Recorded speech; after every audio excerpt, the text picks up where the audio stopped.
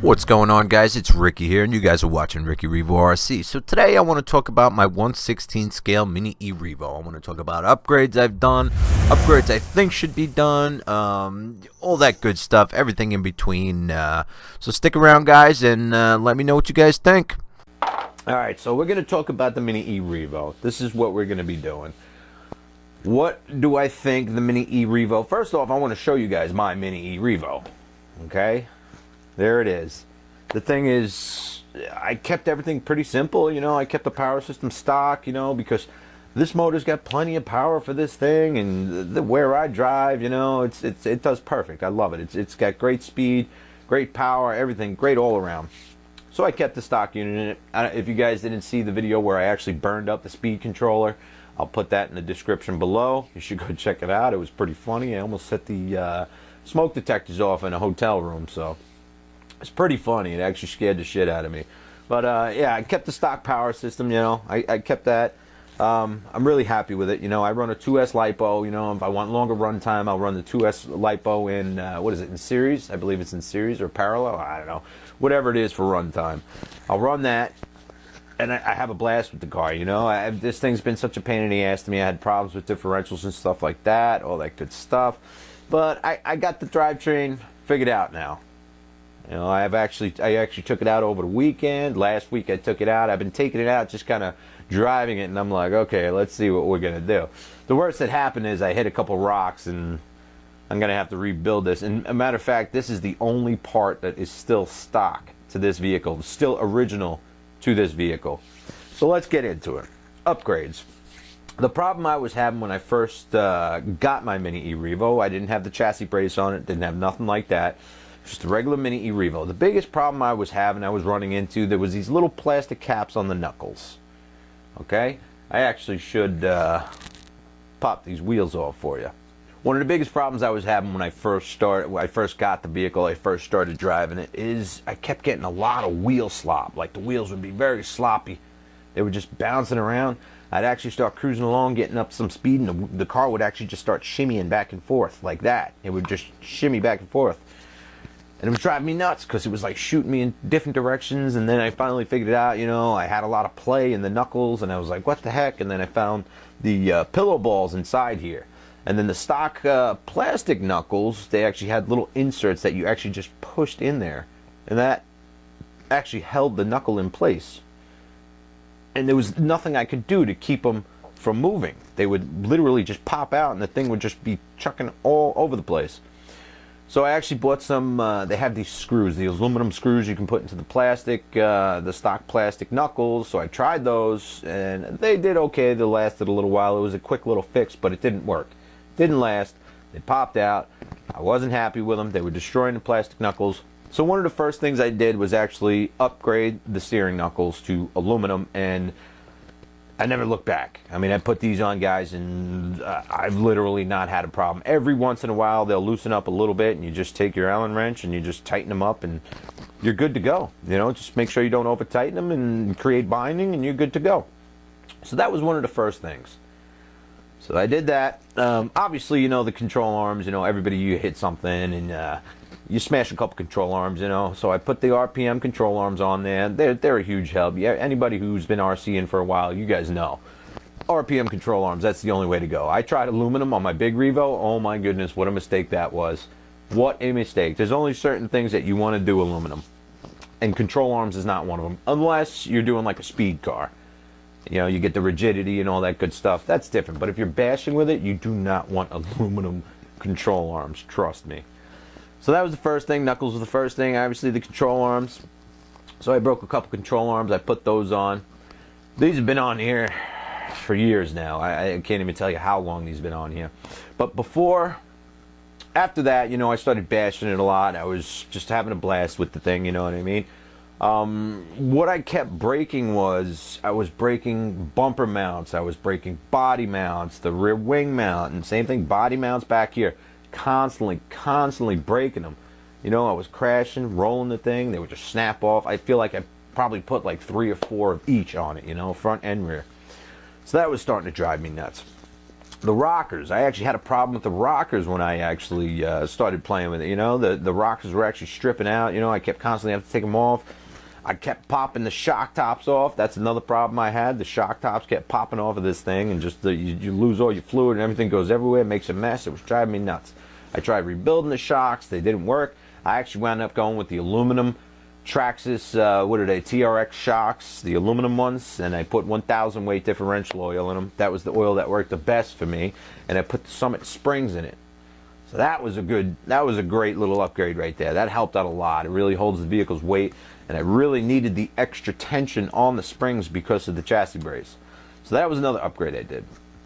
So the aluminum rockers, like I said, I was stripping out the plastic ones. I was popping the shock tops. Put the aluminum shock, the TRX shocks in it. So that was good for a while. I started driving it like that for a while. Kept breaking these, you know. Number 4, that's why there's a 4 on the wing back here, because this is the 4th wing I've put on it. And this one's actually on its way, but this one has lasted the longest. So we did that.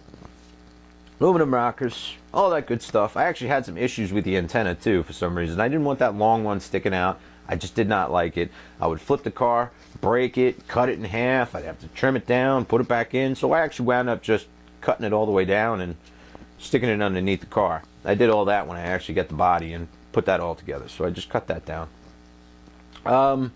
Another thing I liked, you know, up here in the north, you know, it snows a lot in the winter. So I was taking this thing out, and it was wet. It was slushy. There was puddles. There was ice. There was everything. So this car was constantly in water.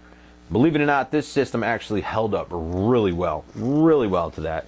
The only problem I did have eventually was my transmission. I pretty much smoked all the bearings in it due to rust. You know, the rust gets in there, sits in the bearings. You know, my slipper clutch actually stuck to the plate too. I kept saying, why am I freaking blowing differentials in this thing? What's going on? Why is it doing that? The slipper clutch, it was just like a solid piece right through. So that stuck to it from the rust and the water.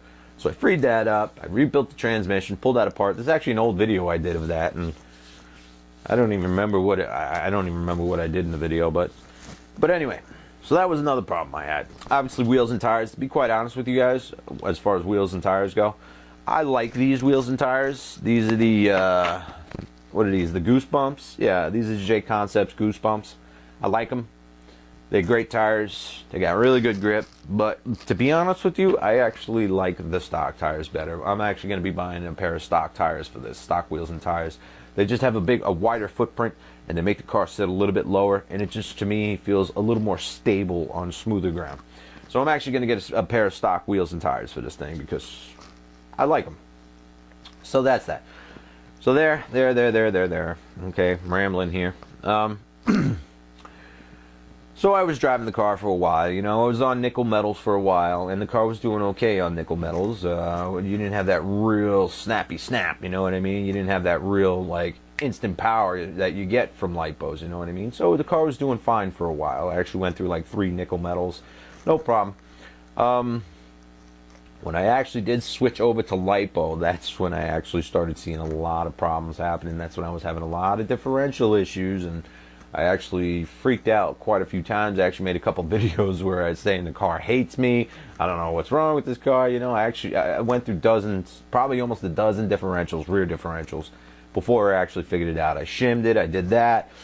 The shims weren't holding, you know, and then I was just going through hell with those things. You know, the bulkheads were broken and this and that, and it just wasn't working out for me. So I actually eventually, last year, probably about this time, I got the Bevel Differential from Hot Racing, and it came with shims, came with the bevel diff, bevel ring gear.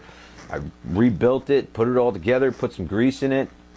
You know, I put a stock one in the front. I actually didn't do the bevel one in the front. I only did the bevel in the rear, because it was always the rear. It would be like, for every 3 or 4 rear differentials I blew one front. And that's for obvious reasons. I mean, you take off, the car's, you know, the wheels are up in the ground and the car's going, you know what I mean? So I actually eventually put the bevel differential, and at the same time I put the steel axles, because my axles actually lasted a very, very long time on this car, believe it or not, guys. A very long time, and they actually just wore out so much, and they just started coming apart. They just kept popping apart and all that good stuff. So I was like, okay, let's just do an upgrade. You know, let's just get them out of there, do the axles from Traxxas, you know, I believe the TRX, I don't know, dog bone axles. Put those in, and it's been great ever since, to be honest with you guys. I haven't had any, knock on wood, I haven't had any differential issues, and I probably put about 10 or 15 packs through this thing since I did that, and I've had no problems with the drivetrain, and I am super, super happy about that. So, that's good, that's good. I actually did have to replace the chassis on this thing. As you can see, it's not a great chassis. I did replace the chassis because I snapped it back here. I don't even remember. I think I was driving in like below zero temperatures, and the same thing that I did with my 110 E-REVO. I was doing backflips off of an iceberg or a friggin' snow mound, and the thing just didn't spin around all the way. It came right down, landed on its ass end, snapped the chassis right in half. I actually think I did the same thing with this. So I actually replaced the chassis too. So I bought one of the chassis on eBay, and all that crap on there came with, you know, came with the doors, came with the receiver box, all that stuff. It was a great deal. I think it was like 15 bucks for the whole thing. It was an awesome deal. But the biggest thing I would recommend, and we're getting to it now.